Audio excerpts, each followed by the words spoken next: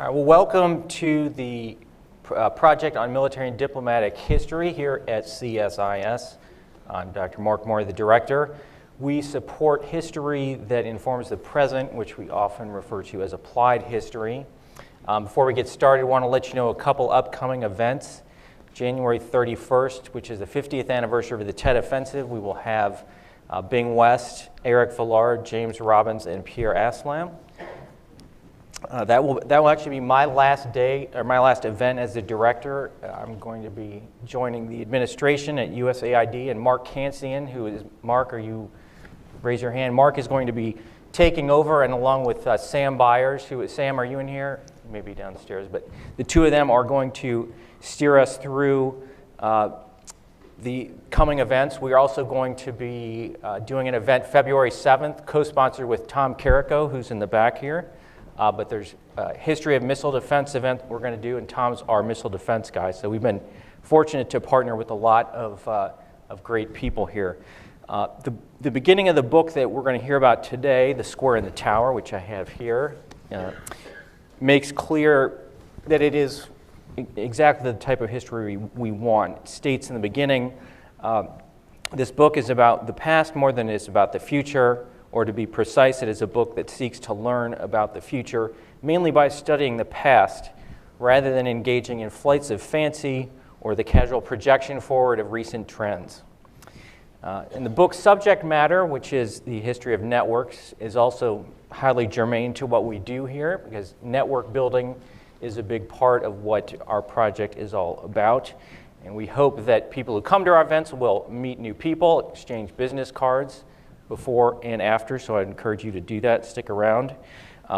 We also think that there is a need for people in this town to, who are interested in applied history to work with each other in advancing the cause. And this may seem obscure to some people, probably not in this audience, but we'll point out the first speaker we had when we started this program 18 months ago is now the National Security Advisor. Another person who's in our network, who actually introduced me to Niall for the first time, is now the Secretary of Defense. So I'm pleased that we can bring all of you here together on a Friday afternoon in Washington. Now, our other big objective here is to provide compelling speakers so that it's not just a networking exercise, so the event is actually of interest to you. So we measure our success here by how many people avoid using their cell phones during the event. So hopefully, I think we'll do well in that today, because I think we have nobody who's a more captivating speaker than our guest today, who I will now introduce to you. So Niall Ferguson is the Milbank Family Senior Fellow at the Hoover Institution at Stanford. He has many other affiliations, including as a visiting professor at Tsinghua University in Beijing, the Diller von Furstenberg Family Foundation Distinguished Scholar at the NITSA School of Advanced International Studies, just across the street from here. He is also involved in several organizations that are part of the Applied History Network, as the co-chair of the Applied History Project at Harvard, and also belongs to the Hoover Institution Working Group on Military History and Contemporary Conflict. And he has awards and distinctions which are too numerous to list fully here. I will highlight one of the most recent, most distinguished, which is the Philip Merrill Award of the American Council of Trustees and Alumni for outstanding contributions to liberal arts education. And he's the author of 15 tremendous books, the latest of which is this one here that we'll be talking about today.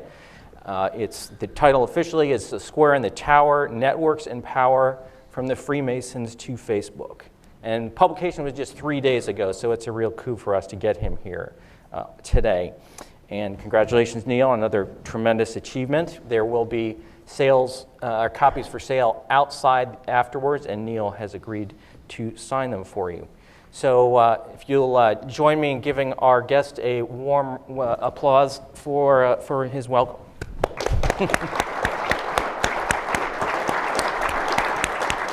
Great. So Niall, could you start off by telling us how you came to write this book? Why did you choose this subject of networks out of the myriad of potential topics that you could have written about? Well, first, Mark, let me say how glad I am to be here. and how touched I am that so many people have torn themselves away from the constant dramas of this town. Will there or will there not be a shutdown to be here to listen to us? It's really a flattering thing. I think the answer to the question, why did I write a book about networks, is that I was suddenly aware that I'd been writing about networks for years without really being very rigorous about it. The book essentially draws a distinction between networks and hierarchies, which is a bit of a false dichotomy when you look closely, in the sense that most social structures have a network characteristic. We could graph the network of people in this room. Each of you is a node. You may never have thought of yourself as being a node, but you are a node. And the connections between you in network science are edges. And we could, without too much research, we could probably get the data from Mark Zuckerberg, we could graph the network and we would find out some interesting things about the people here, how you are connected to one another. But there are just different kinds of networks, if you like. There are some which are extraordinarily hierarchical in structure, and maybe this is one of those networks. Maybe there's one person here, maybe it's you, Mark, who knows everybody and is, in a sense, the central node of the network. And at the other extreme, there are very distributed or decentralized networks in which there really isn't such a central node or hub. Well, I had been writing about social networks right from the get-go. I think I naturally gravitated towards non-governmental archives as soon as I became a practicing historian. I tell the story in the book of trying to write the history of the German hyperinflation in the early 1920s when I was a graduate student long ago, and going to state archives in Germany and just finding very little that was good there. Indeed, I can remember sitting in the Hamburg State Archive, plowing through bureaucratic memoranda and stenographic reports and not finding any trace of this cataclysmic economic event, because the bureaucracy had just kept going as if nothing was happening. The only thing that really signified the inflation was that the numbers kept having more and more zeros at the end of them. But the moment of truth was when I had a chance to go and look in a private archive. It was actually the archive of an eminent banker, Max Warburg. And there I found the story, because in this non-governmental archive, I encountered the financial network that had been so important in Weimar Germany. Banks, many of them Jewish-run banks, which did talk about the economic crisis that Germany was being engulfed by after the First World War. My career, and I suspect this is true of many historians, has been one bloody thing after another. One project led to another. I found myself writing about the Rothschild Bank for a while. I was also writing a book not long after that about the British Empire. And at each stage, I tended to seek answers away from the formal governmental structures and the archives that governments produce. I had a hunch that there might be better stories to be told about the British Empire away from the National Archives and in the private archives of the people who'd built the empire. Scottish merchants, nasty, hard-faced Glaswegians like me who set off with no intention of building an empire, but just a kind of interest in making money or converting people to a particular version of Christianity. So I had been writing about a whole variety of social networks throughout my career without really formalizing my understanding of them. I would casually talk about networks or social circles, but I wasn't really aware of the fact that one can think much more rigorously about social networks with a bit of network science. The moment of truth, and this will be the last part of my long-winded answer, was coming to the end of volume 1 of my biography of a certain Henry Kissinger, well known in this building. Volume 1 of the Kissinger biography, which came out 2 years ago, is essentially an intellectual biography about A man whose principal activity in the first half of his life was scholarship. He was an academic and then a public intellectual. But it's a book about an intellectual development. At the end of it, the book ends with Kissinger accepting Nixon's offer to become National Security Advisor. I had to pause and take stock and ask myself the question, how are you going to do Volume 2? Because it can't be the same. Kissinger himself says that in government, you live off the capital that you've built up before you enter government. You may find this when you experience government yourself, Mark. So Volume 2 had to be different, and then I had a brainwave. And the brainwave was, maybe the key to Volume 2 is Henry Kissinger's network.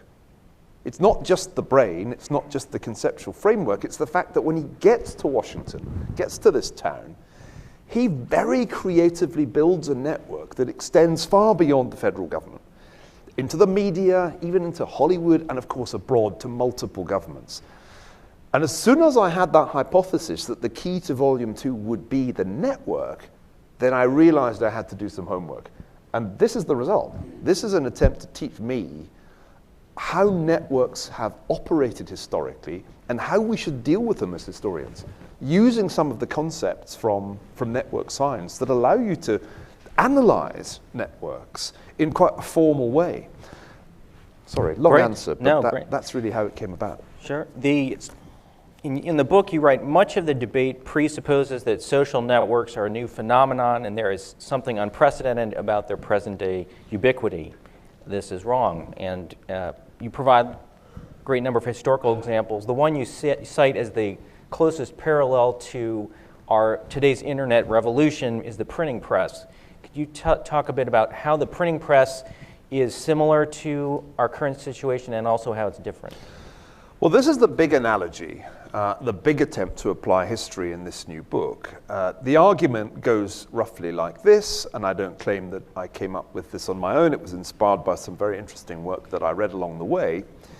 The nearest thing to our time in previous eras, in the sense that a new technology has created new possibilities for the construction of large social networks, is the period of the Reformation.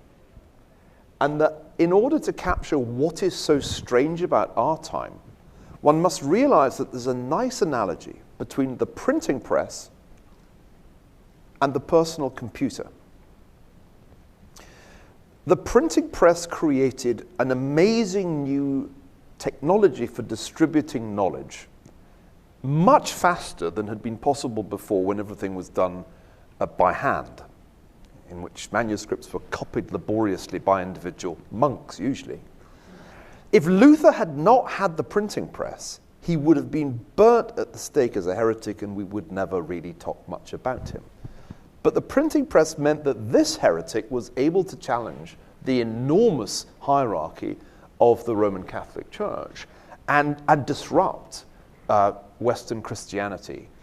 So an important argument in the book is that rarely in history do circumstances conspire to empower social networks relative to established hierarchical structures of power. In most of history, hierarchical structures of power dominate social networks, or in the language of the title, the tower dominates the square. But what happened with the printing press was a fundamental shift in the way that Europeans could network. And Luther's message spreads with amazing speed, not only through Germany, but all over Europe. In our time, the personal computer and the internet together have had a comparable effect. It's actually quite strictly comparable. The only real difference in terms of the change in the magnitude of communication and the cost of communication is that our era of network transformation has happened an order of magnitude faster. So what was spread over decades before has been spread over years in our time. But the effects are, I think, fundamentally comparable. Because of this decentralized quality, this sudden acceleration of communication, the ease with which words could be shared and ideas transmitted, established structures of power lost control. and found themselves and found their authority challenged explicitly. So one important point, and then I'll pause. In both cases, the period of the Reformation and our time, very idealistic promises were made. Luther's vision was that once everybody could read the Bible, not to mention his sermons, in the vernacular, in their own language, we would come closer to the vision of a priesthood of all believers. Because people would have a direct and unmediated relationship with God, the role of the priesthood would be downgraded. In our time, the vision was comparable, though secular. A global community would be possible. If everybody was connected, this was the Silicon Valley version, everything would be awesome. And it's really amazing to go back to the mid-90s and see the beginning of this argument. In cyberspace, the Declaration of Independence of Cyberspace is one of those 1990s documents from Silicon Valley. Everything will be awesome. And in both cases, that is not how things turn out. And why is that? Well, one answer to that question is that networks don't, in fact, create homogeneous global communities of happy people sharing cat videos or Luther's sermons. On the contrary, network science predicts that in any social network, even a small one like this, there will be polarization. People will cluster together on the principle that birds of a feather flock together. The network scientists call this homophily. We tend to kind of just gravitate towards the people like us. I mean, back in the 1970s, sociologists were pointing this out about American high schools. So this is not new news. But for some reason, we all collectively forgot that this was an inherent propensity of social networks, and we are kind of stunned, shocked, astonished to find that on Facebook or on Twitter, there's astonishing polarization. There's the liberal cluster over here tweeting and retweeting one another's thoughts, and the conservative cluster over here doing just the same. And it looks a lot like what happened in Europe after 1517. So Luther's appalling realization, a bunch of people agreed with him, except the ones who said, you didn't go nearly far enough. But then a whole bunch of other people said, well, this is terrible. And the Counter-Reformation kicked in. So for me, that's a really powerful analogy. That what was expected was a priesthood of all believers, or in our time, a global community, and what we actually got was polarization. In the case of the Reformation, 130 years, roughly speaking, of bitter internecine religious conflict. If the analogy is perfect, we should have about 13 years of bitter ideological conflict at some point fairly soon. Luckily, no analogy is quite perfect. Yes. One of the misconceptions you attack in the book is the idea that networks are composed of a bunch of little pieces that are all doing their little part. And you alluded to already the fact that there may be people with outsized influence within the network. Right. You said Kissinger, Paul Revere is another one you bring up. For the benefit of the would-be or the aspiring networkers here, what sets these highly influential network people apart from others? Formally, they usually turn out to have either very high degree centrality or high betweenness centrality. This sounds terrible jargon. Indeed it is. But what it means is that if you graph the network, you find that some nodes have way more connections than others. Or, in the sense of betweenness, some nodes act like bridges or brokers between the others, so that you can only get to Niall through Mark, because his betweenness is really the key to the way the network works.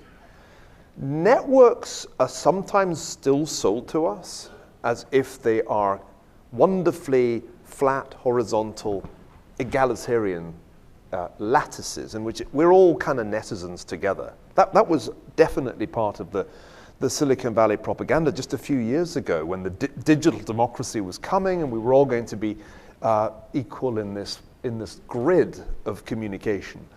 That was a lie, because almost no social networks resemble a lattice in which each node has the same number of edges. Most social networks have what the physicists call a scale-free quality. They're governed by a power law. A few nodes have a crazy number of connections or edges, and a great many have hardly any, to put it really simply. So network structure turns out to be a really interesting thing to study. When you do graph a network, and I do a bunch of it in this book, I indeed graph the Kissinger network, at least a first attempt at that. Not surprisingly, the network of the Nixon and Ford years turns out to have some super connected nodes.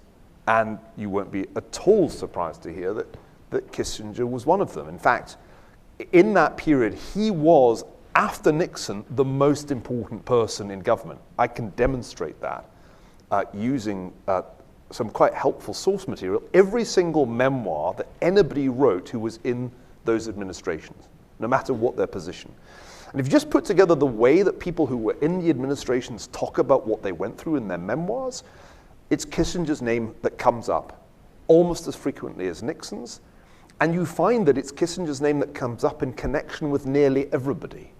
So you can graph a network, and when you do that, you find out who the, if you want, super connectors or hubs are. That terminology is also sometimes used. You mentioned Paul Revere, that's a good example. Paul Revere turns out to be a really important figure in the American Revolution, not just because of the famous ride, but because when you graph the network of revolutionaries in Boston in the 1770s, he's just a member of all the clubs, including, and this is an allusion in the subtitle, the Masonic Lodge, to which key members of the Patriot movement in Boston belonged. So in some ways, part of the challenge here is just to persuade historians that it's worth being rigorous about the network that you're studying, because once you've graphed it, stuff will leap out that you might not have expected. Some things are obvious. It wasn't a surprise that Kissinger was an extremely important node in the Nixon-Ford network. But then there are the names that turn up more frequently than you expect and the names that turn up somewhat less frequently than you expect. Often our perceptions of importance as historians, which we kind of arrive at somewhat casually, turn out to be at odds with what the network structure reveals. And in that sense, we can start challenging our assumptions about who really mattered. You know, who were the leading figures is a question you answer quite differently when you start doing this formal graphing of networks. I must confess, it's not in the book, it's work in progress, that I've been experimenting with graphing the network of he who must not be named. We took a decision not to refer to the president in our discussions, partly because Mark's going into the government, but also because I'm sick of talking about him. Every time you go to do an interview on a book tour, especially on television, it goes like this. Before we get to the book, can we ask you about... So I'm not going to talk about him except to say that we can graph that network. And I've been experimenting with the highly unreliable Michael Wolff book to see what we can learn from that account about the structure of politics at the accession of Donald I. This is an allusion to a great book by a historian named Namier, Louis Namier, The Structure of Politics at the Accession of George III. The structure of politics really matters.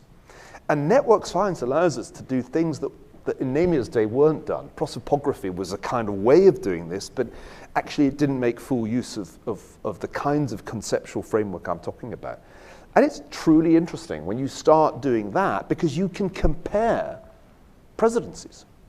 You can look at the structure of power in each White House, and then you start learning some very interesting things that are nothing to do with the personality of the president. And I've made myself unpopular this week on a number of TV shows by saying the personality of the president is not the only thing that we should be talking about. This isn't a monarchy. The structure of politics, the network of power in the White House, is as important as the foibles of the individual who holds the office. And it's become clear to me that most journalists do not get that. From a historian's vantage point, it's nuts. It's like the great man theory of history has completely won in our media. All the things I learned as a graduate student, which required us to study the structure of power and think about it, this all seems to have gone out the window. The only discussion that goes on in the US media today is about personality.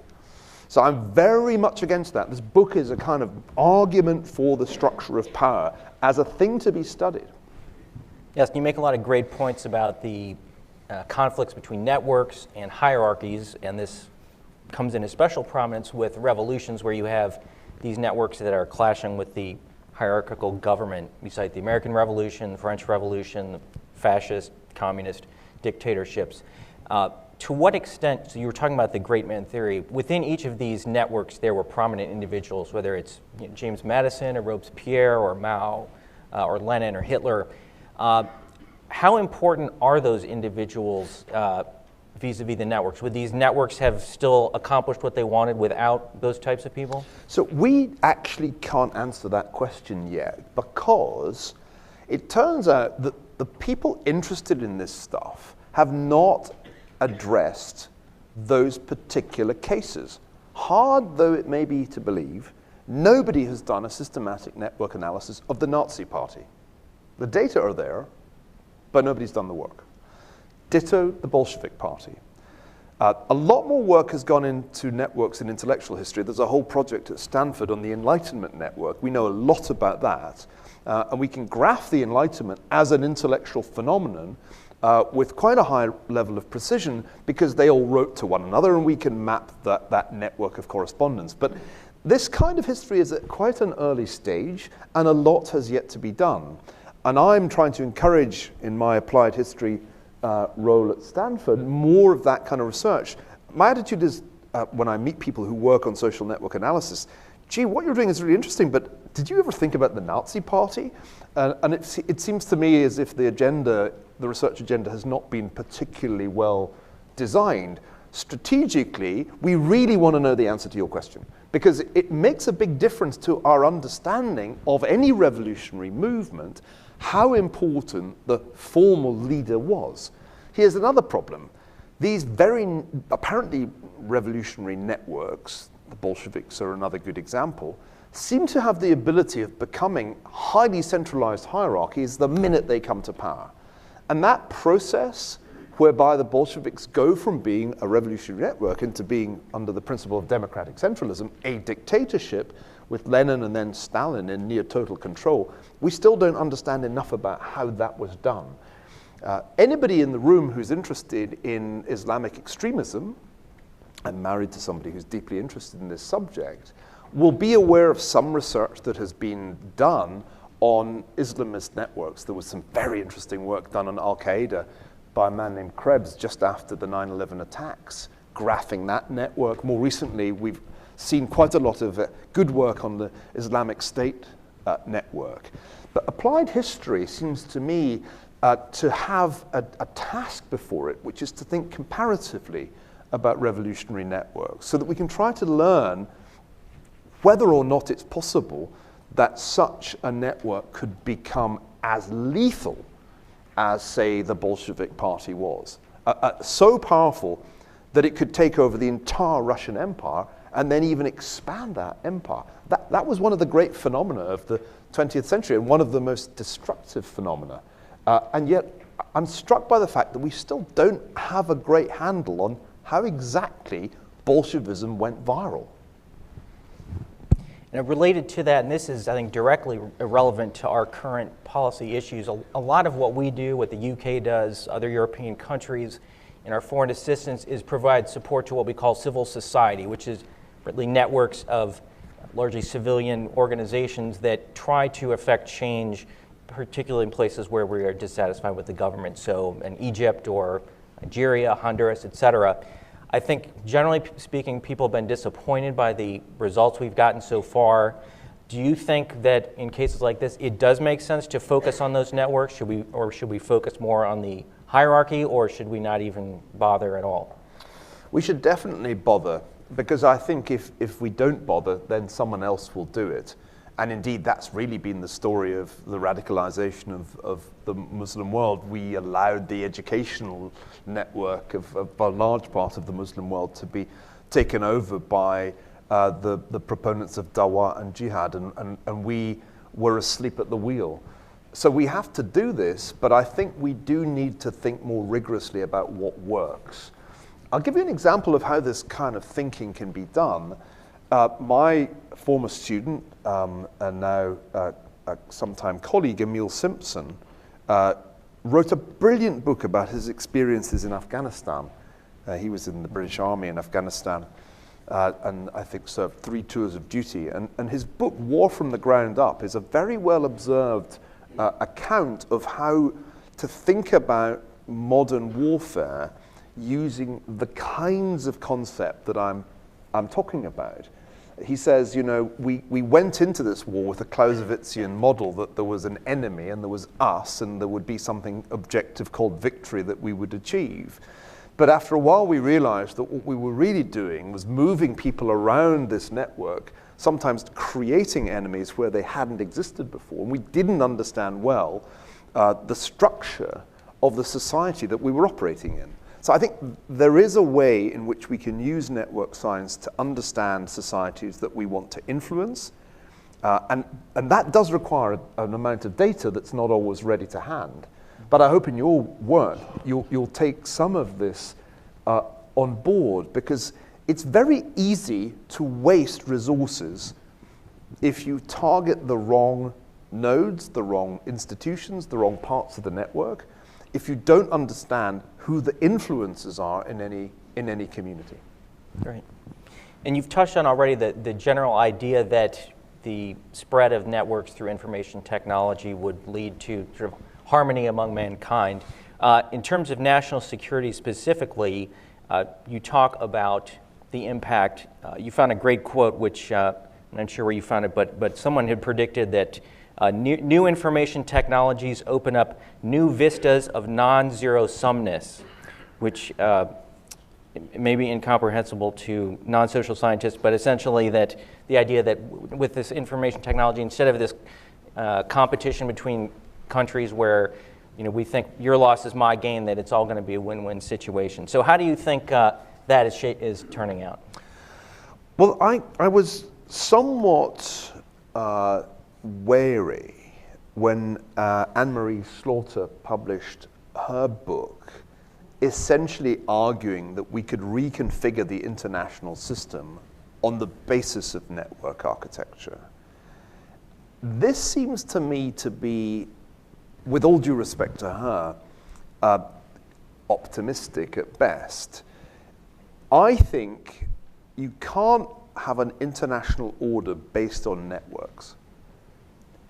In fact, it's highly likely to be unstable.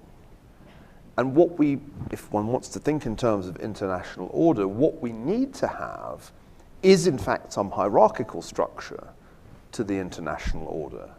Expecting it all to be like some giant diplomatic version of Facebook seems to me completely unrealistic.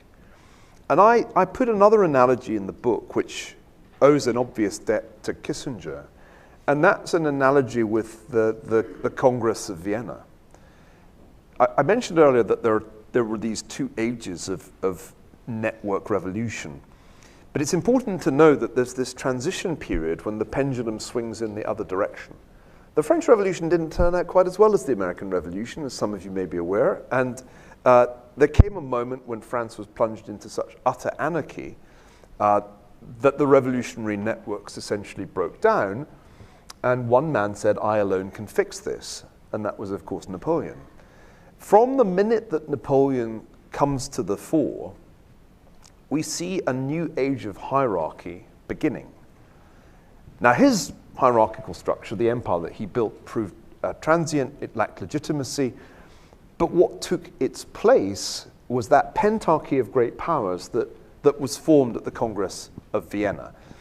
And it's very important to realize what an important step was taken when those 5 great powers said, "We are the great powers, and the rest of you are not.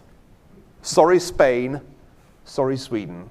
It's going to be a world, or at least a Europe," but that turned out to mean most of the world, ordered hierarchically.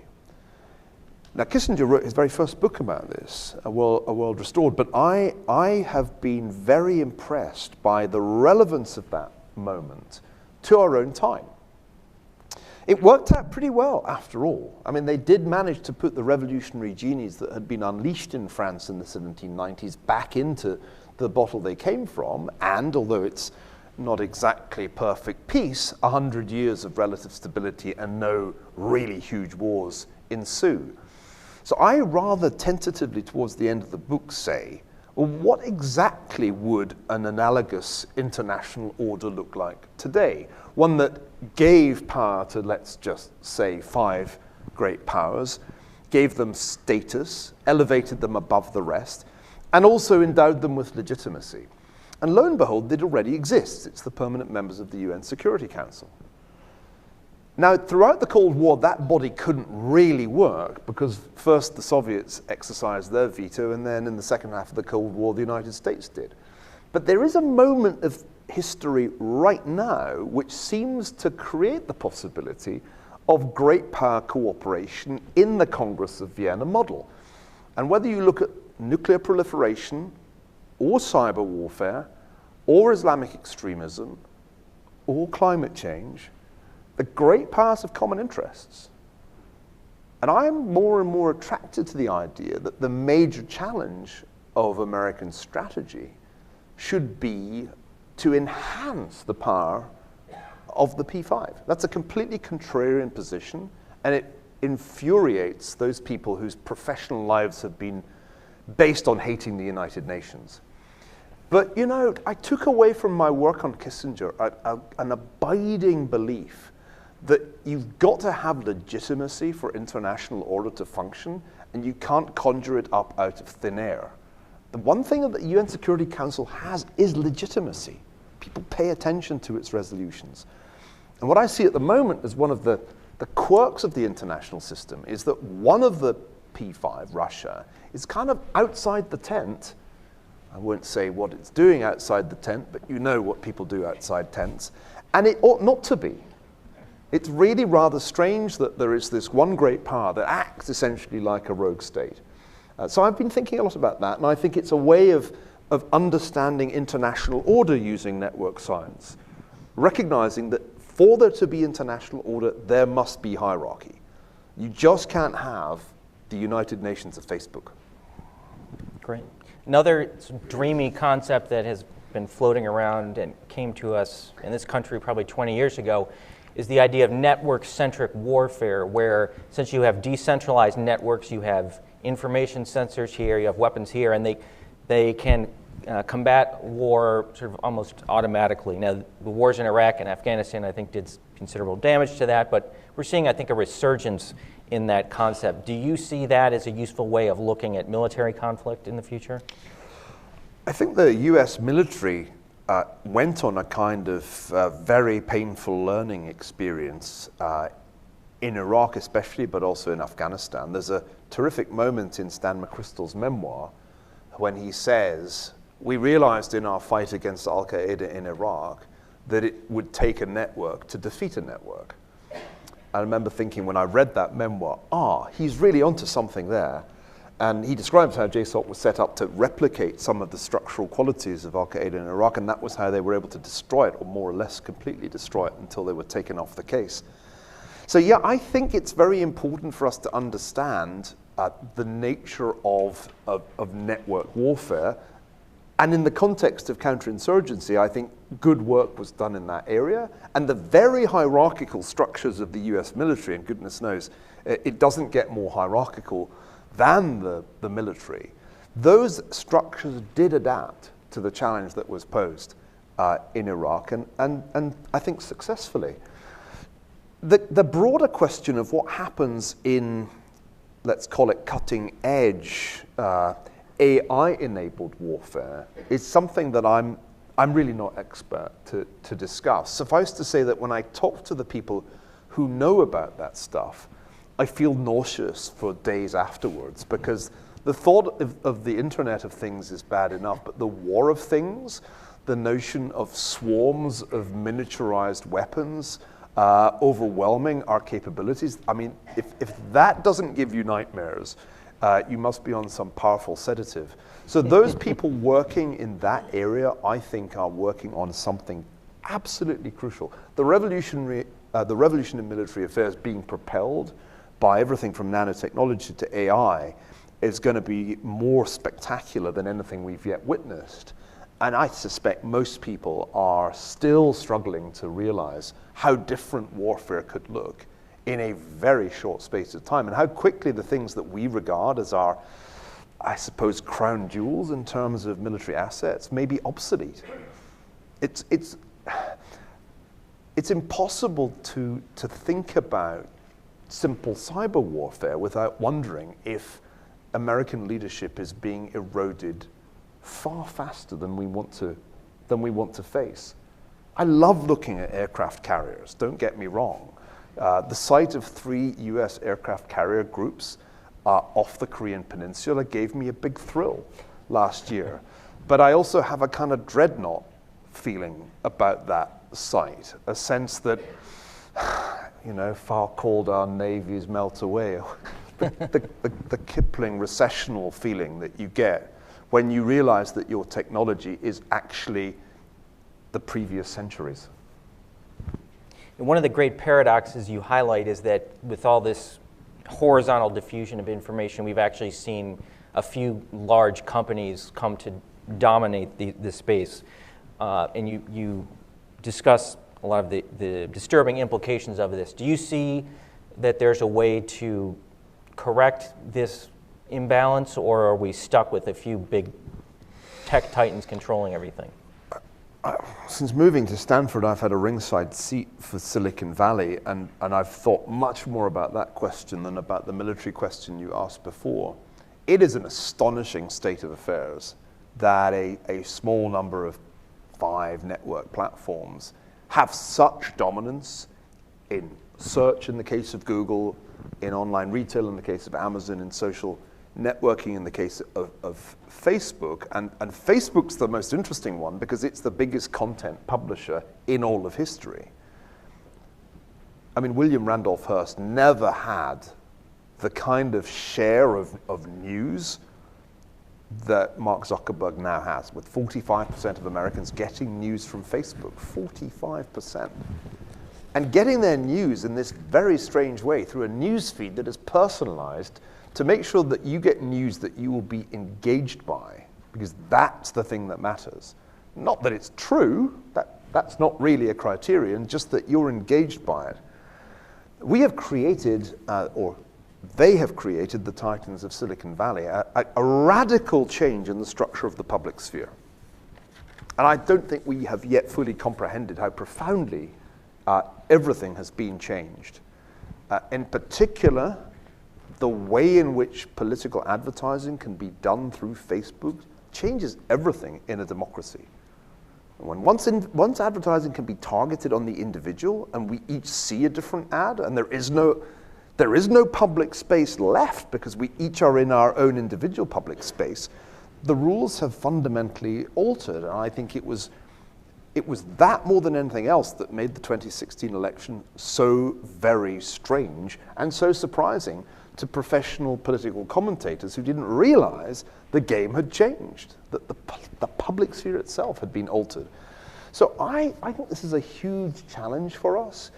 The sort of stock response of people on the left, as some of you will be well aware, is to say, well, these are monopolies and we need an antitrust strategy. And it's pretty obvious to me that that won't work. That antitrust, as it's understood in American courts today, presupposes that you can show some harm to consumers. And if you say antitrust to Jeff Bezos, he kind of starts laughing because he knows that will not fly, that Amazon will win that case so quickly, it's not even worth hiring the lawyers. So I don't think the answer lies there. There are natural monopolies in what the economists call two-sided markets of the sort that we're talking about here, and breaking them up into, Google Arkansas and Google Montana ain't going to happen. The issue, and it's a central policy issue that I think this town is not grappling with nearly enough, is that there is an anomaly in the way that the big tech companies are regulated. It's an anomaly that dates back to the mid-1990s before Mark Zuckerberg even got to Harvard. And it's an anomaly that says They are not content publishers.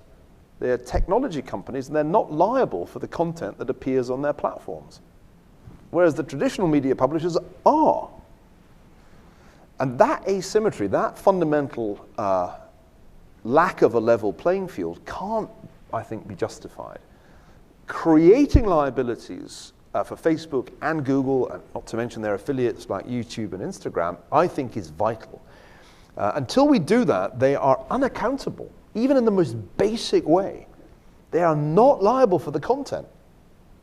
And when you think about what that content turned out to include, e.g., 3,000 advertisements taken out by Russian front organizations, you realize how vulnerable we are. And this brings me to a point that I think is not sufficiently understood by the network utopians. And I quote many more network utopians than you quoted them. I mean, there's a whole genre in the bookshop of everything will be awesome type books with terrible names like non-zero sumness.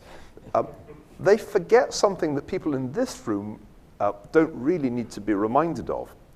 Networks are really good at creativity. You know, put a whole bunch of people together, don't have any real rules, leave them to it, they'll come up with something pretty new and interesting. And networks do the innovation, no question.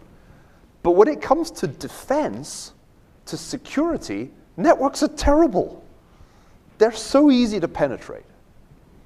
It's not like the Russians came up with something new in 2016. The Russians have been penetrating networks since the Bolshevik Revolution. I tell, to illustrate the point, the story of how the most exclusive network in intellectual history, the Apostles in Cambridge, the ultimate elitist network, how it was penetrated by the KGB in the 1930s. They hacked the Apostles. And 3 of the Cambridge spies were members of the most exclusive intellectual society that the British Isles has ever produced.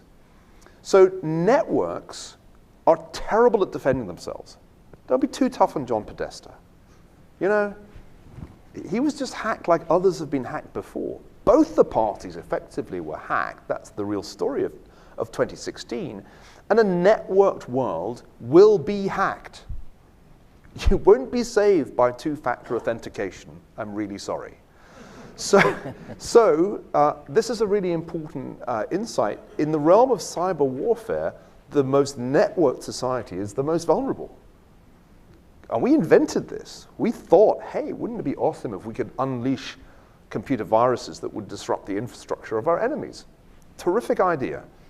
But what goes around comes around. And if you have the most network infrastructure, you are the most vulnerable. There is no deterrence possible in cyberspace, as far as I can see. I'm very struck by the fact that the literature, as far as it exists, is like the quest for the Holy Grail. If we could only find some deterrence in this realm, if we could only make cyberspace like the nuclear arms race, it's not going to happen. There is no deterrence. And the war is ongoing. It's permanent. There'll never be peace in cyberspace. I think we need to think much more seriously about this because it is becoming our principal vulnerability. And I think expecting to deter a cyber attack is delusional. The most we can achieve, and this comes back to my point about the Russians, is to establish some convention on cyber warfare that binds the great powers not to do it. How you get them to that point, I don't know. They probably have to suffer some more attacks themselves before they, which did happen with WannaCry. But that seems like the only way forward here. And Joe Nye and I have been arguing about this for some time, because I think he senses that there's something salvageable in deterrence theory, and I just don't see it. I wanted to ask you a broader question about applied history. So one of the problems, and you've talked about this, is the difficulty of doing applied history in today's university departments. And we have a lot of the speakers we bring in have been away from academia for a long time, so they may not be up to date on it. Or if they're still in the academy, they may be reluctant to talk for fear of alienated their colleagues. So you're actually kind of the ideal person to ask this question to, because I don't mind alienating my colleagues. You're recently departed from Harvard, so you have a little bit of freedom of action. So could you talk about current trends in academia in terms of applied history, including military, diplomatic, and related history, and if there's anything that can be done to remedy what I think are very serious problems? We have a problem.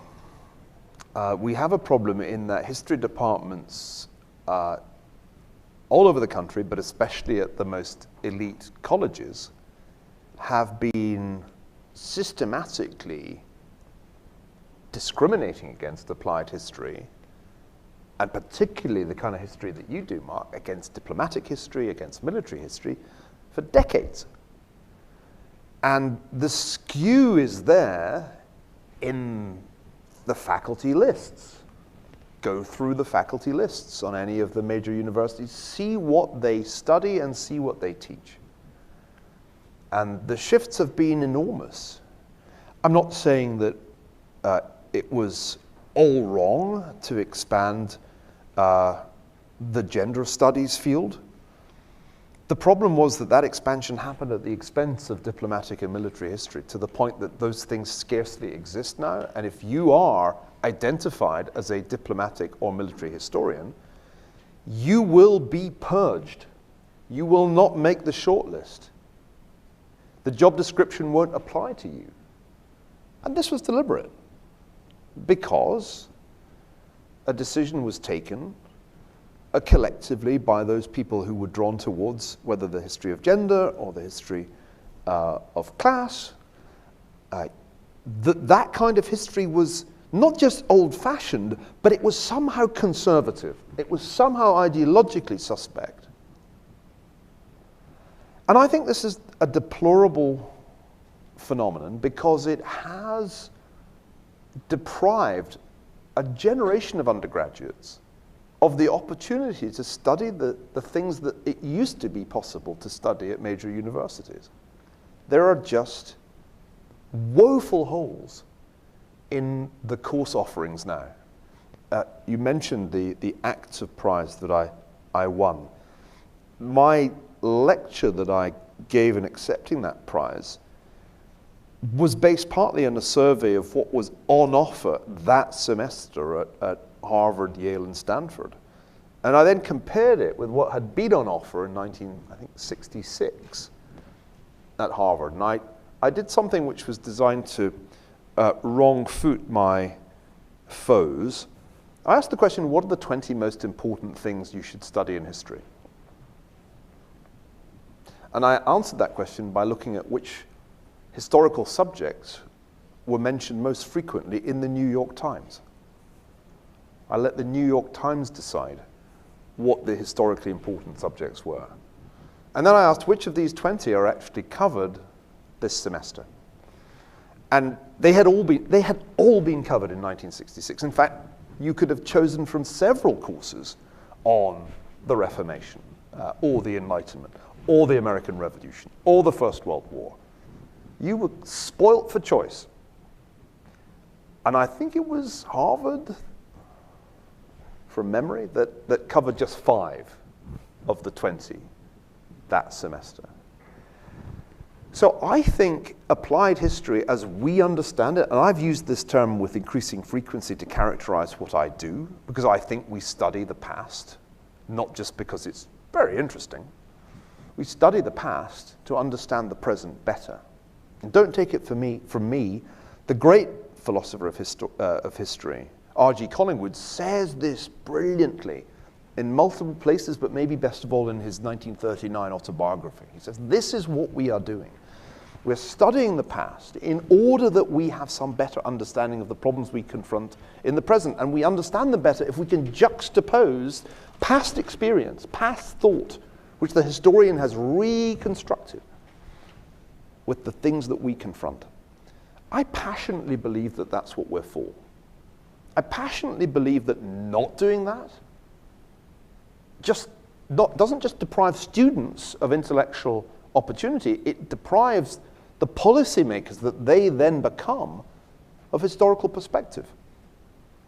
Graham Allison and I somewhat semi-seriously argued in a piece in the Atlantic that there should be a Council of Historical Advisors for the President. And I wasn't expecting this to be immediately enacted. But if there's a Council of Economic Advisors, and a fat lot of use they were 10 years ago, why not a Council of Historical Advisors? Why do we not more systematically study the past? It's going to be really, really hard to do that if every history department in the country is essentially teaching either identity politics or engaged in antiquarianism. I mean, the extent to which professional historians in universities think it's vulgar to ask questions about the present never ceases to amaze me. So you asked, what can we do about this? And I've thought a lot about this question. I think we need actively to build applied history. We can't just build it in one university. We need to build it in multiple universities. We need to build a network of people interested in this kind of history. We need to create opportunities for the younger people who are here that will offer them careers in applied history. What they currently confront, if any of the young people here think, oh, I know, I quite like this stuff that I'm reading. I'd like to do a dissertation in this kind of area. What you currently face if you write a dissertation in diplomatic history or military history, or if you do the kind of thing I used to do, financial history, you face unemployment because there will be no job for you. The history departments will put up a large sign saying, not wanted here, financial historian, diplomatic historian, military historian. And so you end up, best case, in a business school or a professional school. And that's what we have to change. But it's going to take a collective effort. There need to be at least 5 institutions on board with this program. And the Applied History Conference that I'm kicking off, you'll sadly not be there because you'll be in the government, on March 2nd at the Hoover Institution is step 1 in this, I hope, ongoing process to build, guess what? A network of applied history that we can use to at least push back some way against what has been a huge shift away in history departments from the things that I think history departments should teach and study. Great. Now, let's see, we've got time for maybe a couple questions from the audience. This gentleman here, we have a microphone, I believe. It's coming behind you, sir. Hey, Neil.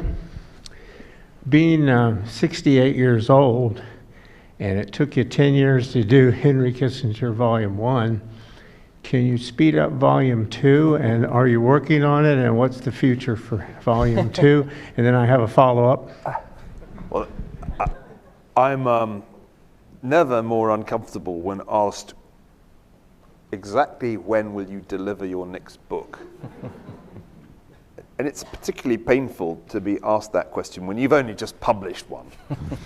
I think the good news, Jim and Jim is one of the world's great proofreaders who has generously read this book and other books before publication to try and find my mistakes. Jim, I think the good news is that the research for Volume 2 of Kissinger is largely done. I'd say probably 2/3 to 3/4 done. I'm very keen that that book should be based on a spectacular foundation of primary sources from as many major countries in the world as possible.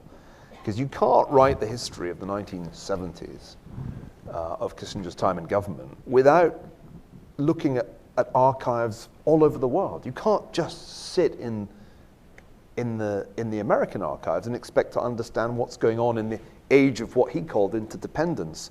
So the research is not far off being done, and I would say once I get going with the writing, it usually is a kind of 2-year ordeal. So give me 3 years. We're short on time, so I'm going to have to limit this. That gets you to 71. We're going to have to limit to one question. Also, please state your name and affiliation over here near the back. Hi, Michael Battaglia from Georgetown University. First of all, I'm a graduate student in history and found your talk very inspiring today. Thank you very much. I'm looking into the impact of the printing press in 19th century in Ottoman Syria, and I was wondering which theories or philosophies about network science you found most useful in approaching the archives and in writing your work. Thank you. What a terrific subject. As I understand it, I wrote a little bit about this in the book Civilization. The printing press arrived late in the Ottoman Empire, and its lateness is itself remarkable, considering that it wasn't exactly far geographically from where printing had been taking root since the 1400s. And once it arrives, there are all kinds of important consequences for Ottoman societies. I think the key thing to look at, and there's a very interesting man named Dittmar who works on this in the context of Europe, is this distribution of printing presses. Dittmar shows that this was a truly decentralized distributed network in Europe. One of the big differences between the printing press and the personal computer is that nobody owns the network of printing presses centrally. Johannes Gutenberg did not become Bill Gates. In fact, he went bankrupt and lived the last years of his life on a state pension. So the decentralization of printing presses was very important in the European context because it meant there was no central authority. And that meant that there could really be a tremendous proliferation of the content that got published. Example, Luther is asked by, I think it's the good burghers of Worms, can we publish a translation of the Quran in German? There's a huge debate about this.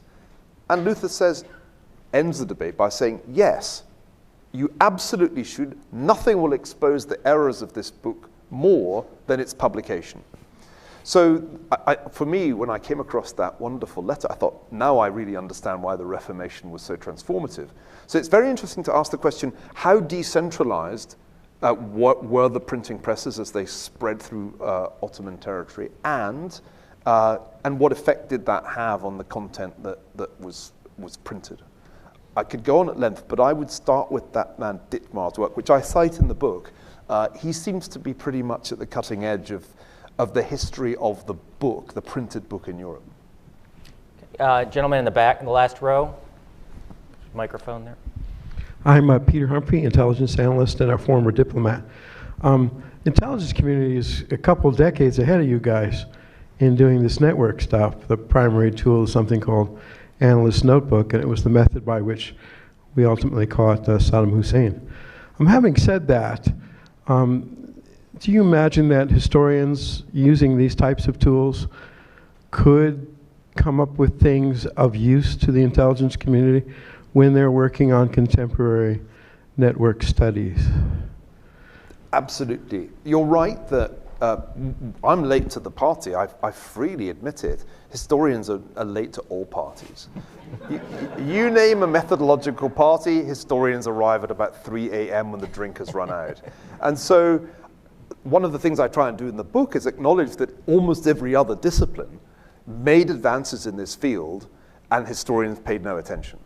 And the intelligence community was late to the party compared with the mathematicians who started working on network science in the 18th century, and the physicists came along, and the sociologists. It's amazing how everybody sort of found their way to this, but with remarkably little interdisciplinary coordination, leading sometimes to anomalies of language. So you find when you enter the organizational behavior literature that they all started using a different jargon about networks, which is really confusing as hell.